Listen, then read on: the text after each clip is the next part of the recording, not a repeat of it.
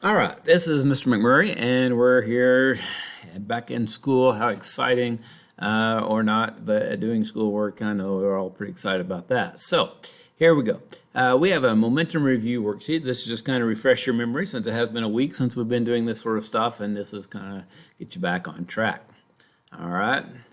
So, it says you're going to fill out the chart here, but there's some things you need to keep in mind before then, some truths that are self-evident and very important for this thing. First of all, force times time is equal to the impulse. All right. So if you want to write that formula up on yours, that'd probably be a good idea. All right. The force times the time equals the impulse. So if you want to plug that into a formula, you could do that. Now in this case, you only know one of those three things, so we're kind of stuck right now. Okay, another formula we can stick in here, which says up here, the momentum change, delta, is equal to the mass times the change in velocity, or the velocity change. All right, that's another formula. Now, in this case, you could put this times this, and that would give you this answer. All right. Now, the other thing we need to know is that, remember, the impulse, which is the amount of force for a certain amount of time that you exert it, is going to change the momentum. And so impulse is equal to the momentum change. All right. So, for example, we could solve this one here. We could find the change of momentum is 10 times negative 4, which is going to give us an answer of negative 40 kilograms times meters per second. All right, so that would give us that answer. Now, and that would be negative 40 because we have one negative number there. Now, on this side, since we know that these two are equal to each other, guess what? This one is also negative 40 newtons times second, or you could do the kilograms times meters per second squared. Okay, different units, but basically it's the same thing. So these are always going to be the same. Now, if we solve this, it'd be x times this is equal to this. We just divide both sides by that, and we would get that answer, and it would go there. And so that's kind of basically how you're going to do these. If you know one of these two, you know the other blank is going to be the same thing, and then you should have enough things to solve one side or the other and go from there. All right. Now, this is going to ask comparing different rows up here. Like, for example, if you compare row 1 to row 2, how are force and mass related? So you're going to compare the amount of how much the force changed here to how much the mass changed here, and you could say they're directly related if they both increase the same amount, or same by 5 or by 2 or by 3, multiplied by 5 or by 2, 5 times as much or 2 times as much. You could say that, or you say they're directly or inversely related. One went up and the other went down by the same amount. One went up by 5 times as much, the other was 1/5 as much. That would be an inversely proportional. So that's kind of what it's going to ask you.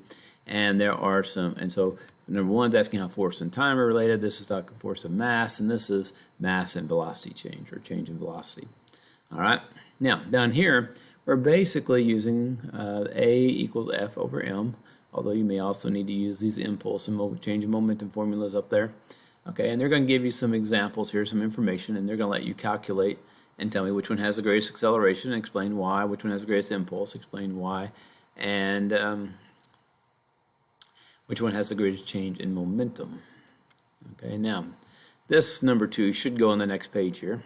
Okay, with these balloons, this would be balloon A. This is balloon A after 1 second, 2 seconds, 3 seconds, 4 seconds, 5 seconds, 6 seconds.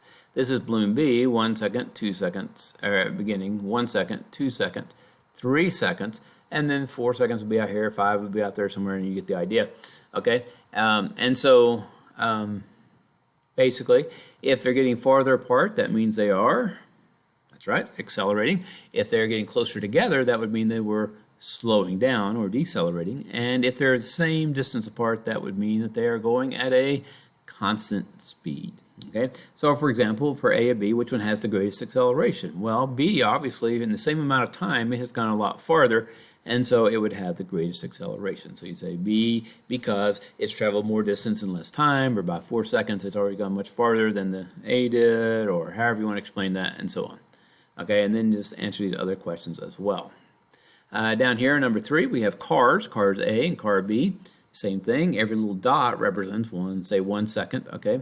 And so as long as they're the same distance apart, we know that they're going at a constant speed. When they start getting closer together, then we know they are slowing down. So for example, if this says at approximately what location on the diagram does each car begin to experience the impulse? And this impulse is they're both going the same velocity and they both come to a stop. So the impulse is slowing them down or decelerating them. And so it wants to know, when does the car begin to decelerate? Well, if you look at these, they're all about the same until about right there. Definitely by there, maybe right there. So that's 1, 2, 3, 4, 5, 6, 7, 8. So about the 8th second, okay?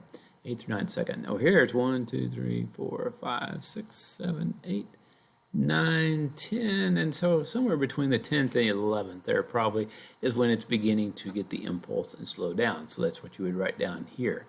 Okay, then you would answer the rest of the questions on that one. Now, number 4, it asks the question over here, 4A, and then it says explain on the next page. But that's all the same question there.